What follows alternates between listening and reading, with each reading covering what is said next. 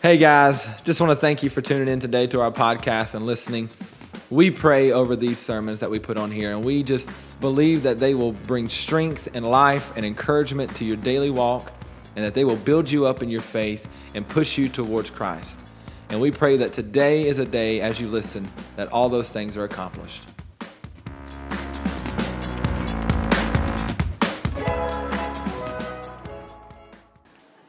Well, let me be one to tell you guys happy Father's Day to you men. And so today this whole week, man, this whole past 2 weeks, we sat around a big table. We got a big table upstairs in that white house over there. And we had a gathering of the minds. I'm not going to say great minds, but we were in there. There was a lot of them, several minds. So hopefully we added them together and made something special. But we talked about, man, it's Father's Day. You know, Mother's Day, we gave away flowers, right? Those hanging baskets, those were pretty. I liked them. I suggested those for Father's Day, but apparently no one thought that was a good idea. But we did toss around ideas. You know, what are we going to do? I also suggested a spa day for fathers. They never get those, right? We always give those to moms. But I know a dad could use a good massage, you know, pedicure, manicure. I know some of y'all get them. Reed, Matt. But they turned those down too. And so I talked to a couple guys, and they were like, you know what? We're dads. Just stand us up, give us a pat on the back, and tell us to keep going. That's all we need. So in lieu of that, what I would like to do is, if you are a father in this room, I'd love for you to stand up real fast. If you're a dad, come on, stand up. If you're a dad, come on. I want everyone to give dads a round of applause. All right, that's enough. It's too much. Sit down. Too much. Don't get carried away. Don't get carried away. And also, a little bonus, I'll be at the back door tonight, or today, giving each of you a pat on the back as you go out the door. You're welcome. I care for you that much. So, I love you guys. Thank you guys for being dads, being wonderful dads. And so today, much like Mother's Day, I really wanted to craft and pray that God would give me a sermon geared towards fathers, but also applicable to all. Right? Because I don't want moms to come in and be like, well, that was pointless. I didn't get anything. I'm not a dad. And also, I found out, I was talking to one of my great friends. I said, you know, weirdly enough, I found it easier to come up with Mother's Day sermon to pray and really relate to, some of y'all are going to think this is weird, really relate to moms than I have dads. Dads are just a weird thing, right? Like they don't say a lot. You don't really get good reads on them. A lot of the guys in my life even, they're just like rocks. Not a lot of emotion. You don't get nothing out of them. High, they're not high. Low, they're not low. They're just like steady, constant. And me, on the other hand, hang out with me enough, I'm a roller coaster ride. Right? My highs are really high. My lows are really low. I'm emotional. I'll cry at the drop of a hat, and I'll throw the hat on the floor just to cry a little bit. Not even going to lie. Like I love a good cry. I think it purifies the soul. I think it makes you feel better. But there are some of you dads in here who have not cried at all. Like you just don't do it. You just don't do it. I don't know why. You need to go home, let it out. Let go, let God. It's okay. It's all right. But you're kind of a difficult read. You're kind of a difficult person to prepare for, but I want to prepare. I did prepare this week. And I still, with the mindset of dads being difficult, I was a little undecided in the sermon title, right? I usually have sermon titles. I like to make the sermon titles. One of my favorite things to do when I'm prepping. And I have like notes that have like 17 different names. I come up with something. I don't like it. I'll write and mark it out. But today I couldn't come up with one, so I have two. Because I feel like this sermon is in two parts. And I want you guys to follow me through this. But I feel like the sermon is in two parts. The first part is dads. This title of the sermon, the first part, and then I'll tell you the second part when we get there. And depending on when we get to the second part, you'll know how much longer I have. All right? When I get to the second part, there's about 30 minutes left. Other than that, don't worry about it. The first part is, dads, we need to find our why. Right? I want to read some statistics to you on fatherhood in America. Not in any other country, just in America. 1 in 3 kids live with just their moms. 1 in 3 kids out of America. There's this place in southeast Washington, listen to this is crazy, where 1 in 10, only 1 out of 10 live with both parents. 84% of the whole state of Washington almost lives with just their mom. No dad. It's a staggering stat, and it only has gotten worse as far as fathers being out of the home. But here is where I find us to be, right? As I looked around our church and what I feel like is applicable for our church, because I want to give you an overview of the nation and the problem that is facing our nation so that we as believers can pray for our nation. Because like Will said Wednesday, sometimes we get this tunnel vision as to where we live and where we work and where we go to church, and we just assume that on the rest of the world and on the rest of our nation, but the fact of it is, that's not true. And so I wanted to give you that snapshot, but I also want to do something that I feel is very applicable to us, that we may have a lot of dads who still live with their kids, but here's the problem. We may not have some absent dads as far as out of the home, but we have some disengaged fathers. Some unengaged fathers, if you would. And here's a staggering number I want you to listen to me with, okay? On average, a father will spend 45 hours a week at work. He will spend over 12 hours a week working on his house, working around the house, in the yard, mulching the yard, fixing stuff, maybe mowing the yard. I don't know, whatever you guys do, because I don't do any of that. If they would have included me, it would have brought the average way down, right? Like, that guy does none of those things. I call people to mow my yard. Karma fixes things around the house. But here's what I want you to understand. On average, a father who is in the home spends 7 hours a week caring for his child. 7. Just to give you some perspective, because I was like, well, that's not too bad, right? But that's awful, because here's the thing. You add up 45 hours, 12 hours, 7 hours, and then you add an average of what America sleeps 7 hours a night, 49 hours a week. That brings you to a total of 113 accounted for hours. There's 163 hours in a week. Over 50 hours of unengaged time by a father in the home. 55 hours a week of unengaged time at home. Or maybe the father's just watching TV, playing golf, hanging out with other people. So we may not have a problem in this church, maybe, of dads not being actually in the home. But what I do know from myself, I won't count anybody else and speak for you or throw you in with me, but there's a lot of unengaged time at home with our kids. Why is that, right? Why is that? Over time, fatherhood has been relegated to provision. If I work hard, if I commit every day to have an extremely good work ethic and I work every day, all day, that's what I do for my family. And it's been relegated to the responsibility of childcare to the mom.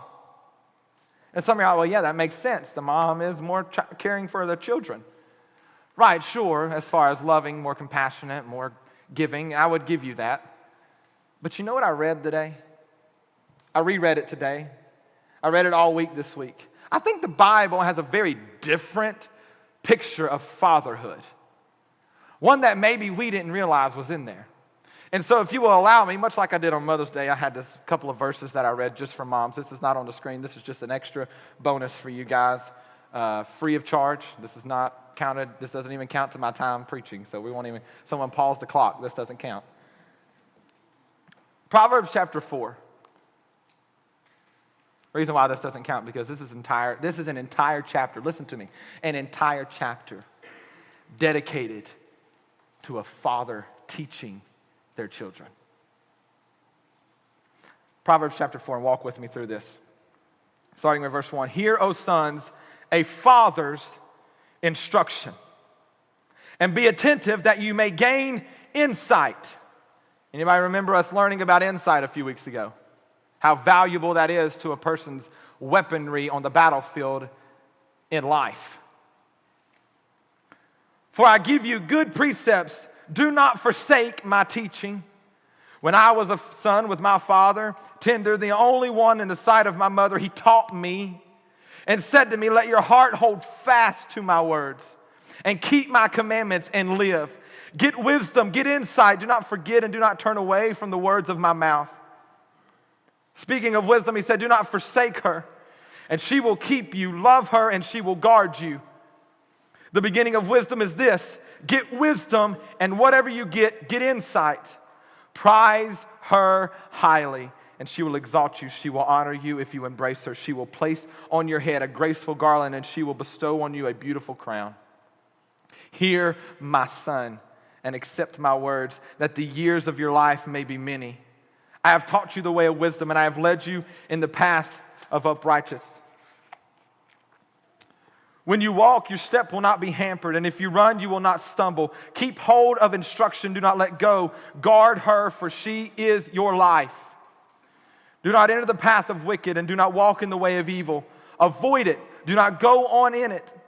Turn away from it and pass on, for they cannot sleep unless they have done wrong. They are robbed of sleep unless they have made someone stumble.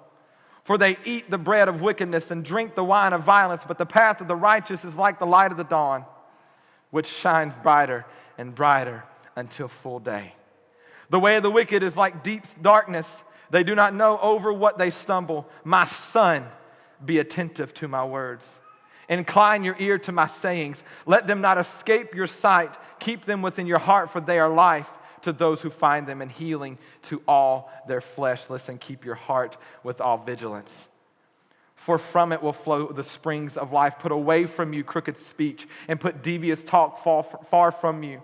Let your eyes look directly forward and your gaze be straight before you. Ponder the path of your feet, then all your ways will be sure. Do not swerve to the right or to the left. Turn your foot away from evil. That is a father speaking to his child.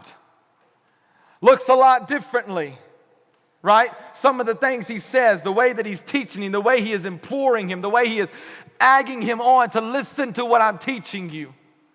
Don't let it go. I'm going to teach you how to walk right, talk right, witness right, keep wisdom, get insight. I'm going to teach you how to do these things. Watch me. Listen to me. And whatever you do, don't let it go. How many conversations have we had like that with our kids? Fathers. Because here's the problem. Here's what the deal is with fatherhood. We know what we are. We're fathers. And what comes along with that? Discipline, correcting, providing, the manly things of the home. And we'll do that. And they're not wrong things. Listen to me. This isn't negating that, but we have been one-sided fathers for far too long. We've been one-dimensional dads for far too long. We will discipline, correct, show them how to work, but we won't teach them, listen, love, wisdom. Protect your heart, kid. Get insight for your life. Let me teach you how to look deeper into a situation than what you're seeing. Let me teach you. No. We go, Mom, you teach that. When you need me, I'll whip them if you need me. I mean, I don't do that either. I don't do the whole whipping thing. Have you seen my girl? Like, it's way too cute to be whipping. I mean, and it's not only in due to our own decisions as fathers, although we do relegate our own selves to that, but it's even in the home, the verbiage of what we do. You wait till your dad gets home. You keep acting up, I'm going to get your dad. And it quickly turns from this perspective of fatherhood training and teaching and discipling to just fatherhood disciplining me. Because we know the what. But when we go from the what to the why, when we go from the what I am to the why I am, things flip. We go from disciplining, let me say that word, sorry, to discipling. We begin to see why we are fathers. So we start to train them differently. We start to teach them differently. Oh, but when we lose sight of the why and we go back to the what, we get back to this corrective mode. Just get up, go to work, come back home. If you got to beat them, beat them. If you don't, it's a good day. Go to bed, get sleep, and then get up and do it again. But when we move from the what to the why as fathers, when we really realize why God gave us those kids. Why did He give you the kids you have? What's the purpose? What's the reason? Because He knew you were the right father for that right child, to train them, to teach them. Yes, the Bible teaches us that there's wickedness in the heart of the child, but the rod of correction drives it far from them, and who He loves, He also chasteneth. And we can talk about that side, and I don't negate that side. As fathers, you better be authoritative in your home. Yes, but don't do that one-dimensionally.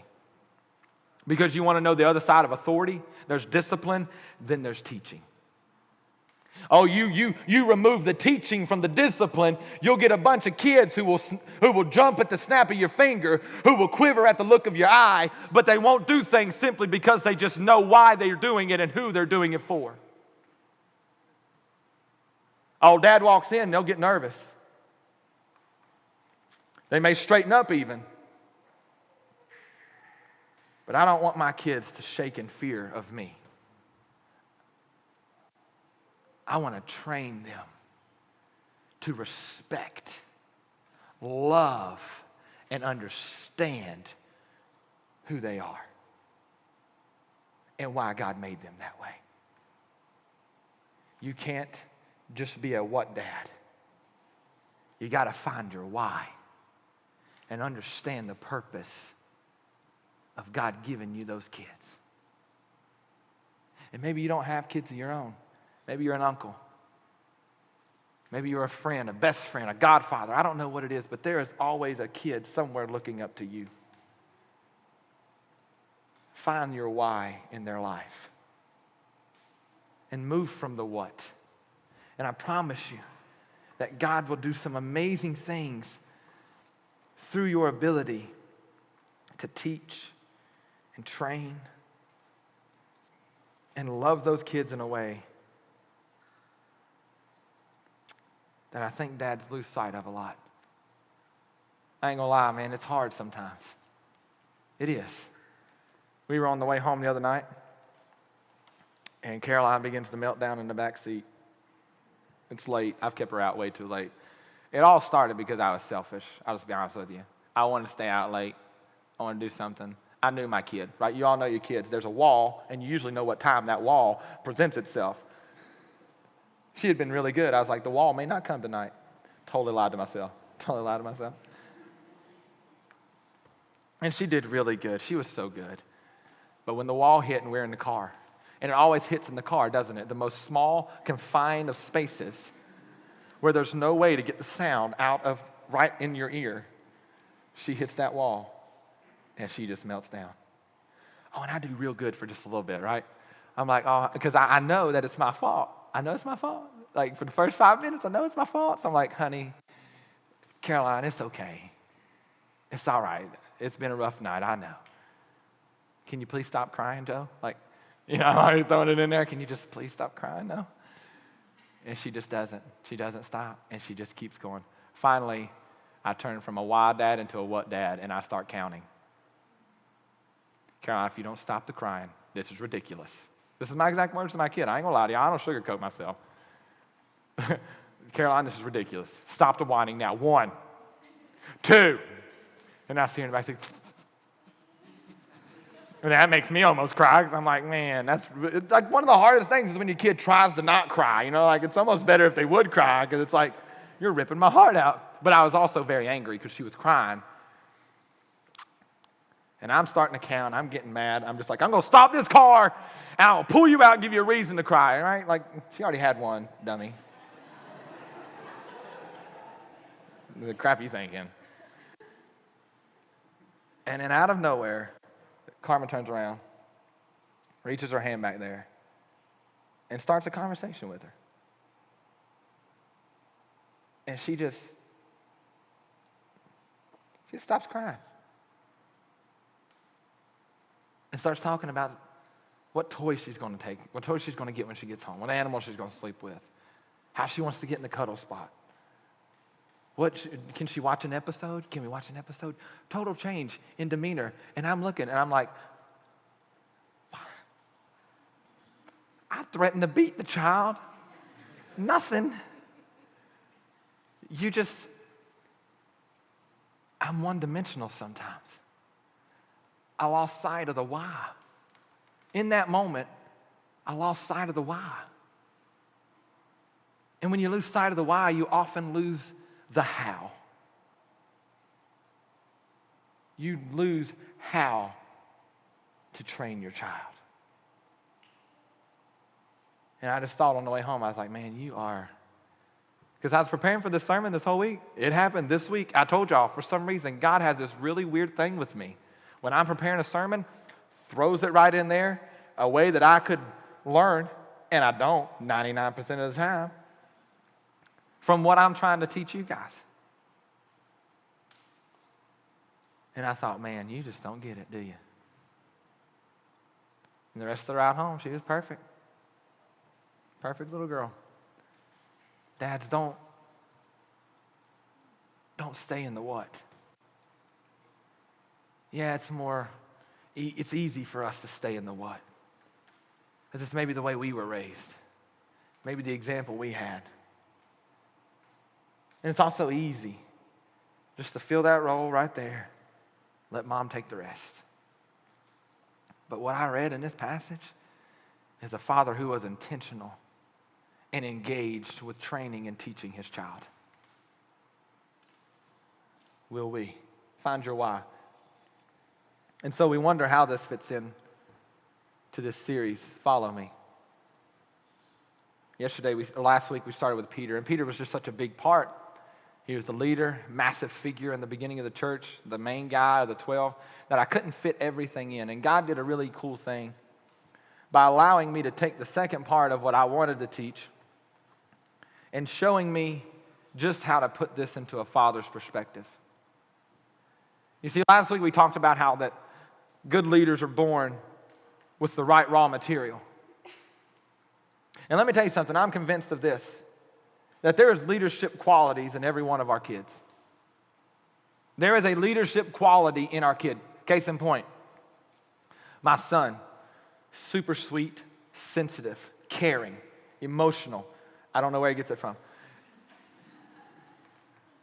That's a leadership quality. Maybe not to some men, but it is. Someone who can empathize with someone who can relate and put themselves in the position of caring for someone they may not really know just by listening to them.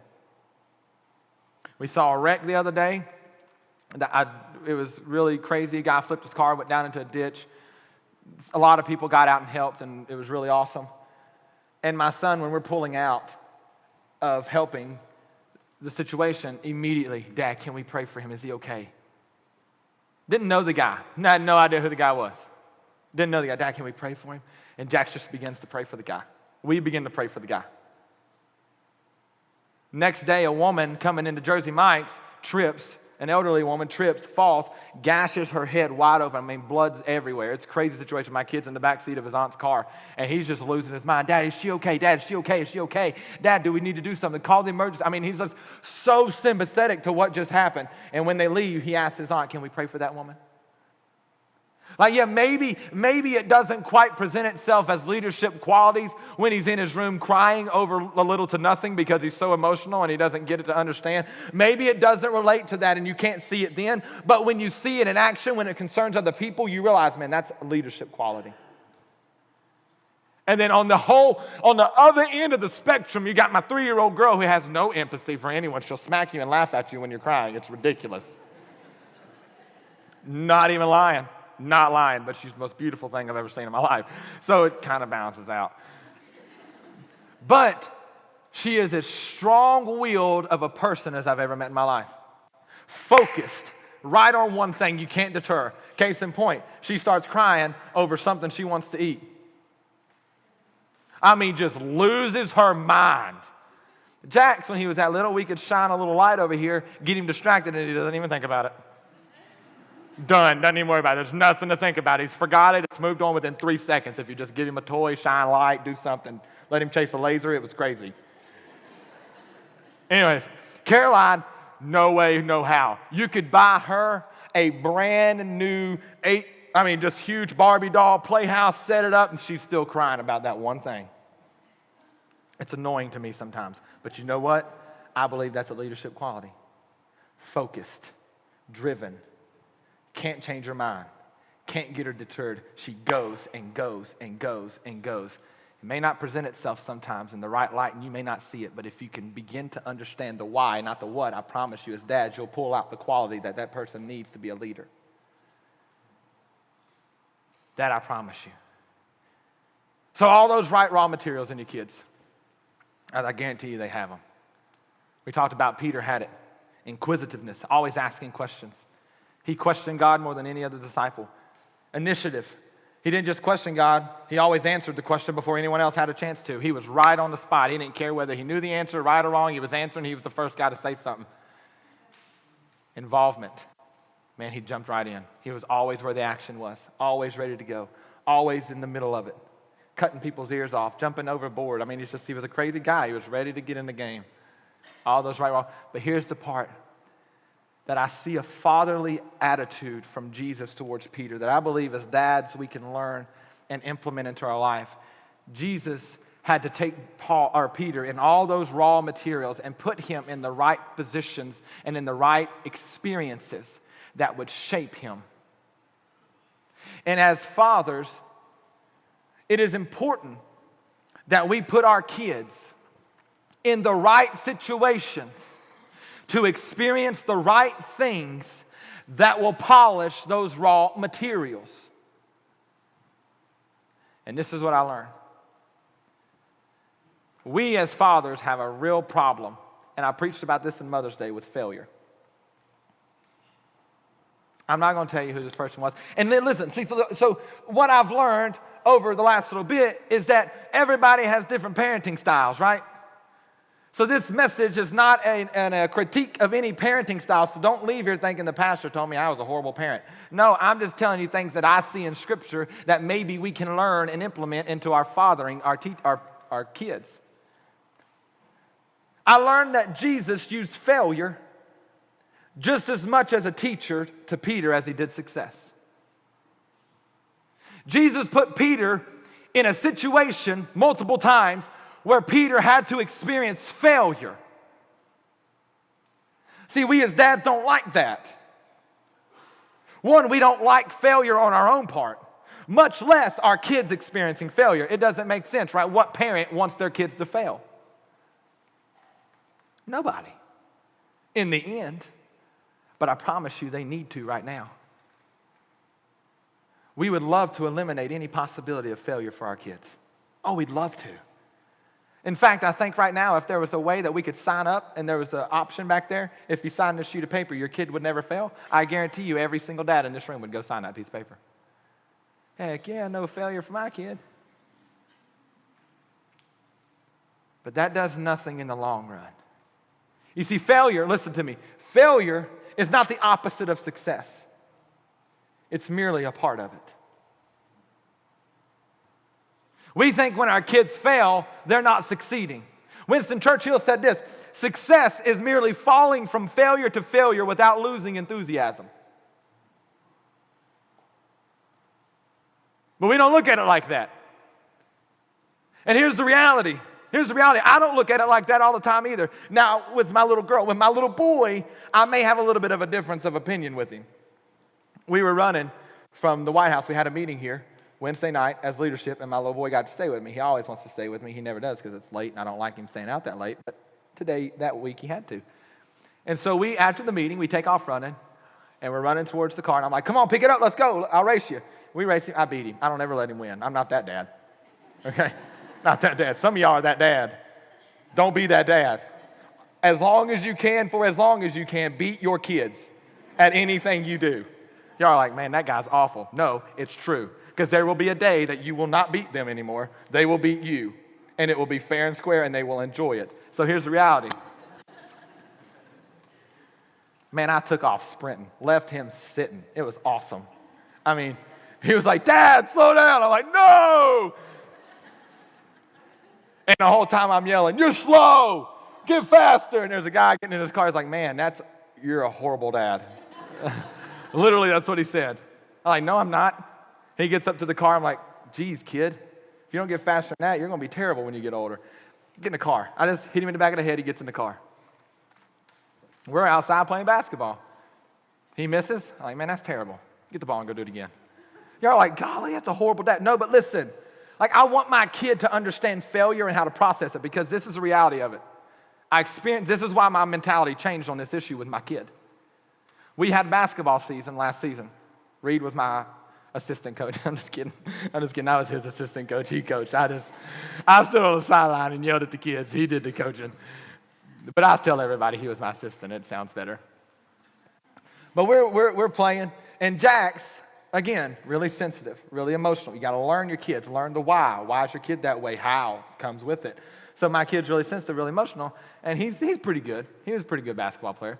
But one game, he was really terrible. He really was. He missed every shot he took. He lost the ball. He couldn't play defense. I don't know what he was doing. I think maybe he was still, I don't know. It was awful. And I even told him. I didn't that night. Because he got really emotional and even pulled himself out of the game. Came over, sat down on the seat, didn't he? Came over and sat down beside me and said, Dad, pull me out. I'm done. I'm horrible. I'm never playing again. And in my good fathering moment, I tried to convince my kid that he was not horrible in that moment. Like any good parent would. I got down on my knees like, Jax, look, you're not bad, man. Keep taking the shot. You're showing great teamwork. You're hustling. You're playing hard. Man, just keep taking the shot. Your shots will fall. You're not failing. You're really winning because it's not about how many times you miss. It's if you. I was doing all the cliches. I was laying them all out there for him. And my kid was looking at me like I was an idiot. He literally said, Dad, have you watched me? My kid's really matter of fact. Dad, are you watching me? I said, yes, son, you're doing. No, I'm sitting down. And he pulled himself out of the game, wouldn't go back in. Reed had to come talk to him. I was losing my mind. So we get done, we go home. I get a snap from Reed. We're talking about it because I didn't know how to fix the problem. He said, man, he needs to see somebody fail. I asked him a question. Jax, does Steph Curry ever miss? No. Wait, yes, he does. You've seen him miss. No, he doesn't. Jax, yes, he does. So from then on, every time we'd sit down and watch a basketball game, I'd point out every single time somebody missed. See, look, he missed. See, look, he missed. And you know what I begin to teach my kid? Hey, son, look, you are going to miss. It's just going to happen, kid. You're going to have games where you're just terrible. And you know what? I'm going to be a good father. I'm going to tell you when you're terrible. And I'm going to let you know because you need to learn how to not only accept failure as an inevitable, but how to process it and move on from it. Because if I keep trying to put these little bumper guards around your life, listen to me, dads. If I keep trying to put bumper guards around your life and prevent you from failing, and you never fail, and I would make you a success every time, and you never fall down, never scrape your knee, never hit your head, never miss a shot, never have anybody tell you you're awful or bad at something, then you won't understand how great it is when you actually get to the point to where you're consistently good at something. And I will rob you from the ability to get polished in your emotions. I won't put you in positions to fail.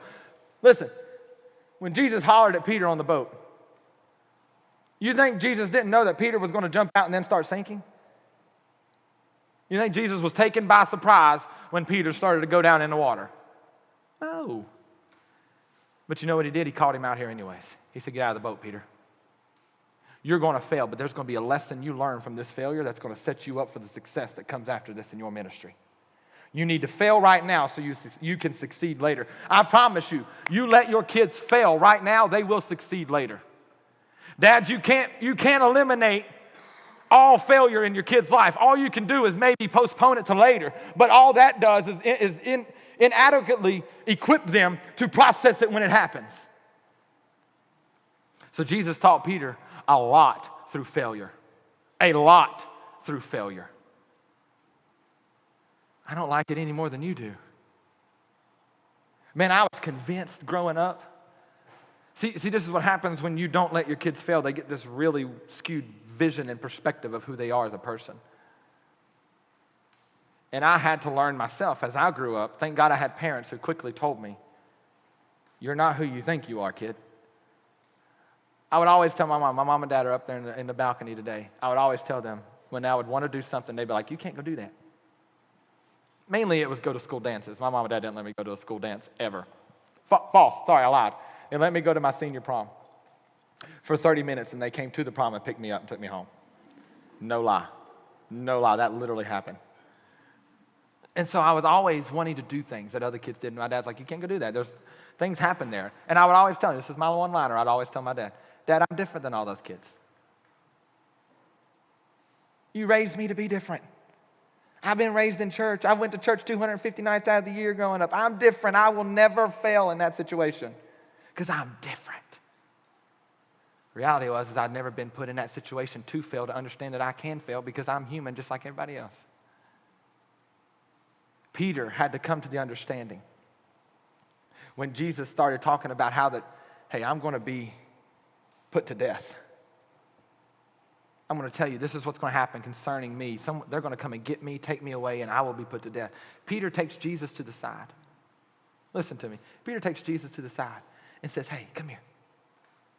Like, I know you told everybody else that, but I'm just going to let you know, that's not going to happen to you. Yeah, I know you said it would, but I'm here to tell you, you got me. That's not going to happen. And Jesus quickly said, get behind me, Satan. You see, Peter had to understand that he could just as quickly be filled with the words of the enemy as he could be filled with the words from Jesus. If you don't let your kids know they can fail, and they just live with this idea that they won't fail, they won't understand how close they are to failure all the time. Because here's the reality, we all walk that line of success and failure. But when you know where failure is, you can kind of move over a little more. Let your kids fail. Put them in positions. I told the story a while back of that video where that little girl was jumping up on the seat and she just kept missing and skinning her leg up. Mom just sat there and let her. And most of us would have grabbed her and put her up on the chair. But when that girl jumped up on that chair and landed it, man, she stood up and was like, rah, like excited. You remove the failure. You remove that feeling they get when they succeed. And Peter, man, he succeeded. Right? Remember the day of Pentecost? See, Jesus didn't only put Peter, oh, listen to me. Jesus didn't only put Peter in positions to fail. He put him in positions to succeed too. When he said, hey, I want you to go to the upper room and I want you to sit there. That's the position I need you to take because there's going to be success come after that. Peter went and listened. He went and sat in that upper room. And there came a power that fell. And Peter stood up and boldly proclaimed the gospel of Jesus Christ to thousands. And from that day forward, he never questioned God, never denied God again. He put him in position to succeed. But he had to fail first. He had to. And we have to let our kids. We have to let our kids. Jesus showed us with Peter, teach them through failure just as much as success. So learn how to stop being a helicopter dad. Stop being the bubble wrap guy. Let them fall. Heck, kick them over sometimes. You think I'm kidding? I'm not. Walk by Jackson every once in a while and straighten out the leg. Because when he falls, he'll learn how to get up. One of my favorite things I ever heard a guy say, Denzel Washington giving an acceptance speech, and he said, if you fall down 7, get up 8. If you fall down 7, get up 8. And that's what you got to teach your kids. Man, you're going to fall down a heck of a lot more than 7 times, but get right back up. Get right back up, man. Be like Peter. Be like Jesus was to Peter. Yeah, he started sinking. Look at how he responded to Peter's failures every time. When he began to sink, he reached down his hand and pulled him out. When he denied him, he sought him out after he resurrected. After he came back from the dead, he come back and he sought out Peter to go get him again. You as a father are just as responsible to how you respond to your kids' failure as they do. And they will oftentimes respond like you respond. Don't get mad. Because here's the end. If they can go ahead and bring up Romans chapter 5 on the screen. This is where we'll really land this.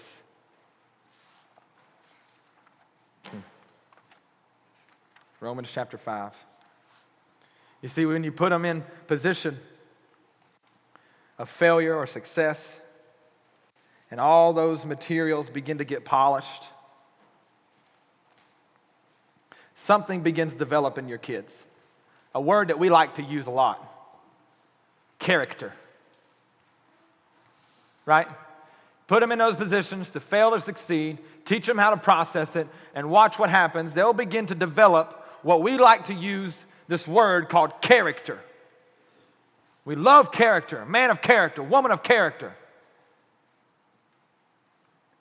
And if we will do this, I want to read this passage to you. And here's what I really love about this. We will begin in verse 1 of chapter 5. Therefore, since we have been justified, declared righteous by faith, we have peace with God through our Lord Jesus Christ. We have also obtained access through him by faith into this grace in which we stand, and we rejoice in the hope of the glory of God. Now watch this.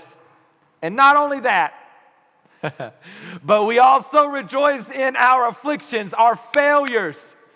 We rejoice in our failures. We rejoice when we fall. We rejoice when we make that mistake because we learn from the mistake. It is not a mistake if you learn from it. It is only a mistake when you refuse to gain the knowledge you need from the mistake. Rejoice in afflictions. Fathers, find the ability, listen to me, hard as it is, find the ability to celebrate the failure. Not in that we will just maintain and stay in it, but hey, we can learn from this kid. We can learn from this. Let me show you what we can learn. Rejoice in it, celebrate it, because we know that affliction produces endurance. Man, I want my kid to fall 7, get up 8. Endure. Keep going. Don't stop because failure smacks you in the face. It will smack you in the face. But because I put you in the position to fail sometimes, to succeed sometimes, you'll learn how to endure the fall of your life. You can't keep them from falling, but you can teach them how to endure the fall.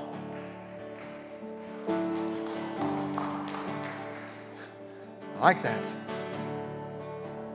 Knowing that affliction, next time more people join in, that's all I'm saying. Jeez. Will, I was counting on you. I know you only got one hand, I'm sorry. I hate being a dad. Okay. So, we know that affliction produces endurance. And endurance produces, hold on, we're going to stop right here. Because here's where we get it twisted.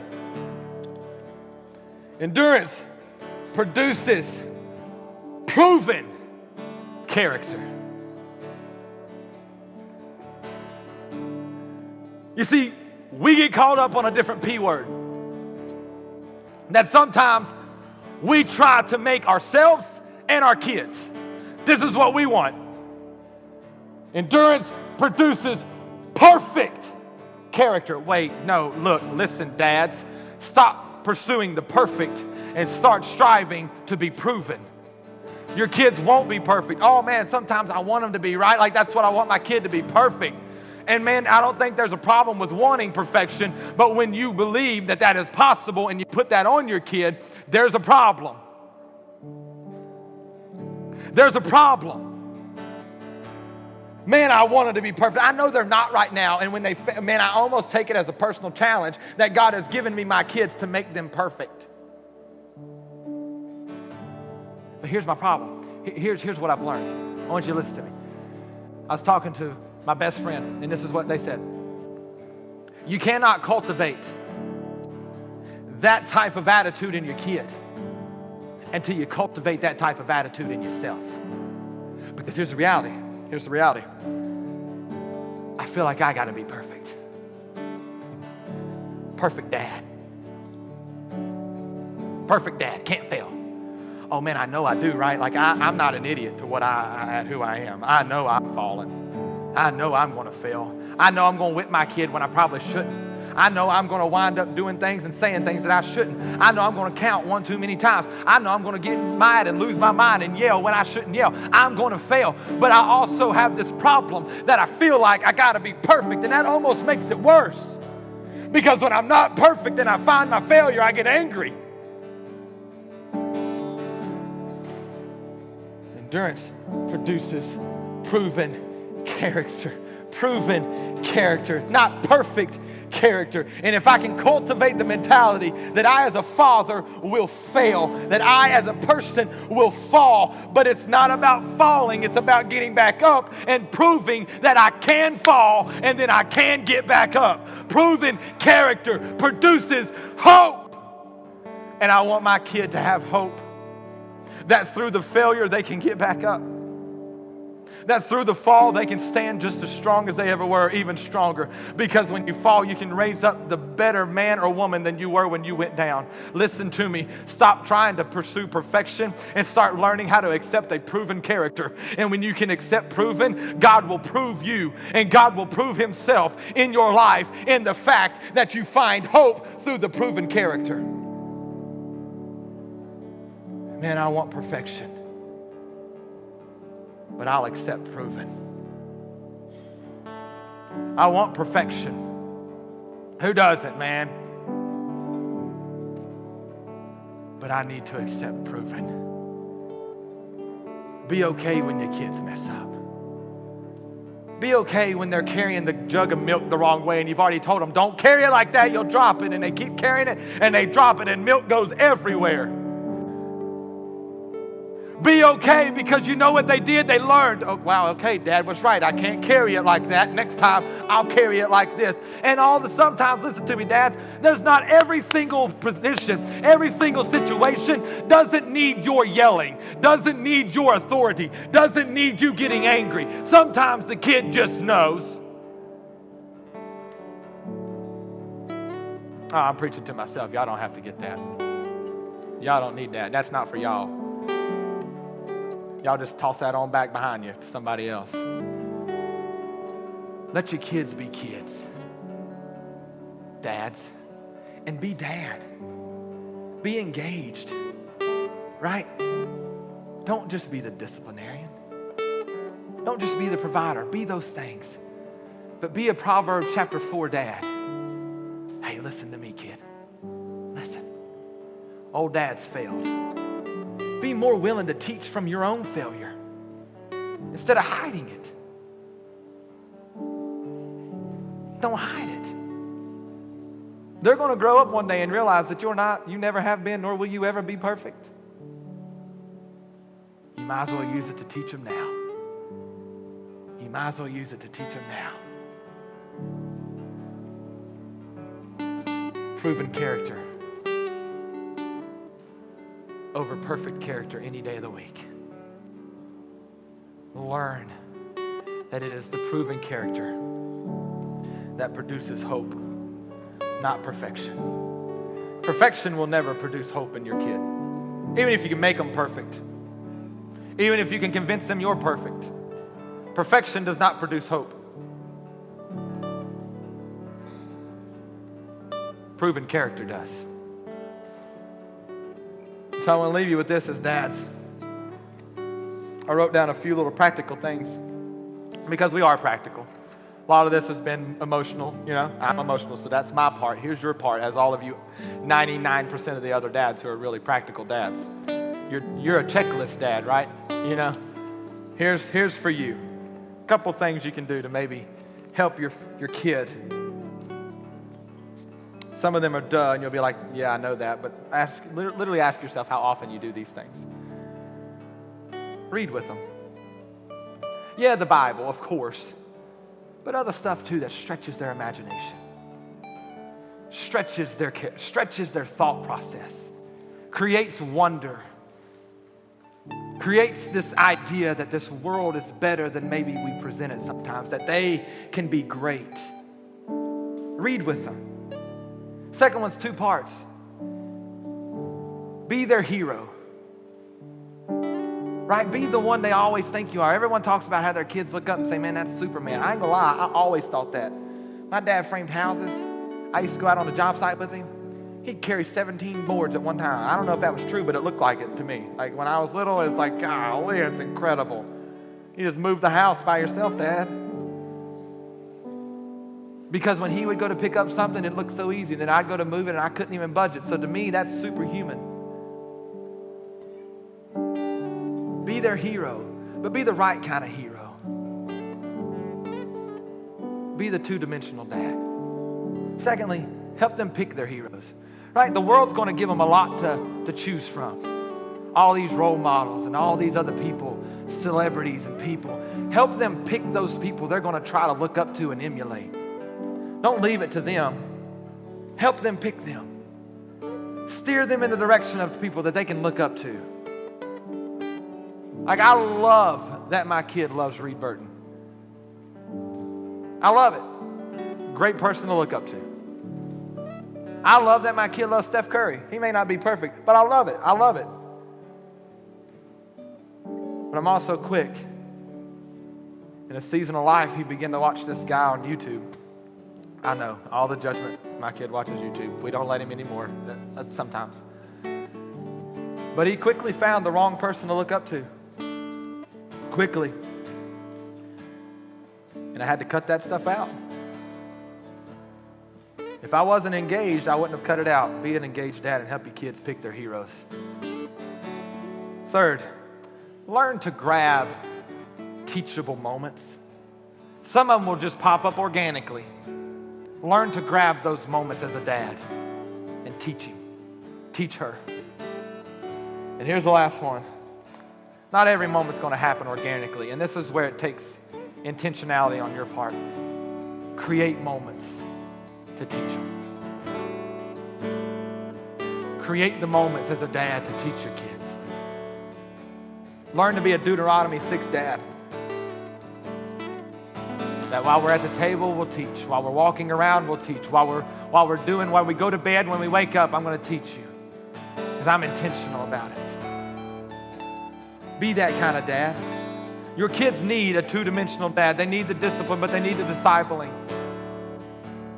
Learn to develop their character by showing them it's not about perfection, but it's about being proven.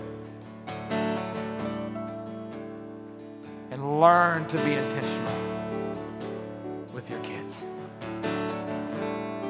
Would you stand?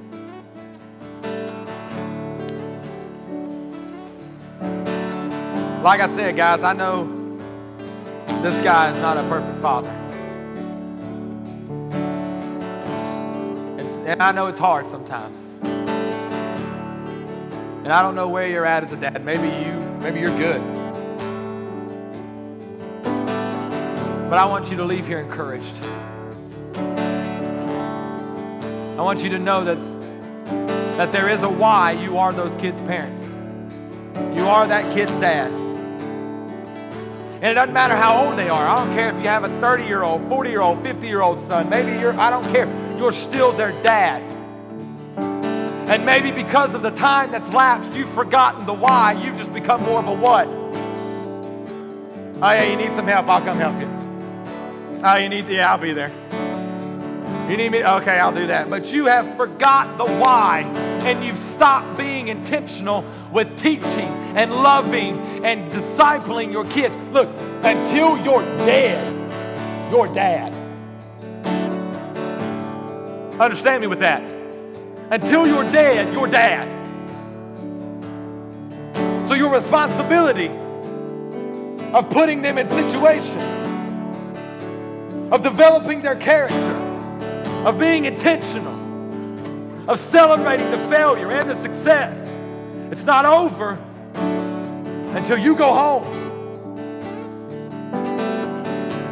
Until you're dead, you're dad. So today, maybe you need to reignite that intentionality. Maybe you need to reignite that Proverbs 4. That every time I'm around you, son, every time I'm around you, daughter, let's learn. Let's talk. Let's do life. Let me be that dad. Let me still be that dad that I was when you were 3. Because, yeah, you may see me feeble now. Listen to me. I don't know who I'm talking to, but this is somebody specifically. You may see me a little more feeble now, and you may know that maybe I don't have the Superman strength, but I can still be a Proverbs 4 father for you. And I want to be a Proverbs 4 father for you. Man, my little boy, my little girl, until the day I'm gone, I want to be their dad. And I want to be the dad. I want to be the guy. I want to be the man. I want to be the one who is always there, that no matter what time, day or night, they can call. Dad, listen, something's wrong. Something's messed up. I'm messed up. I'm wrong. You know what? Let me come. I'll sit in the mess with you. I'll lay in the ground with you. And I'll love on you, because I know that it ain't about you falling. It's about you getting back up, because God's not done with you. I want to be that dad. And I can be that dad because I have that dad. You can be that dad because you have that dad. I don't know where you're at today. Maybe you're a son and you've never had that dad. Look, you have that dad. Maybe you look back and you say, my dad was never there. He was gone. He was never around. He wasn't engaged. He never told me this. He never showed me this. I promise you today, you have that dad. You have that dad that is waiting and saying, I will be that dad. I want to be that dad. I am that dad for you. So I don't know where you're at. I don't know whether you're the kid, the dad, the older dad, the younger dad, the struggling dad, the perfect dad. I don't know, but God says, be a Proverbs 4 dad. And we find that today. He's the living hope. He's the living hope. Would you sing? The altar is open for any dads, for any moms, for any kids who need to talk.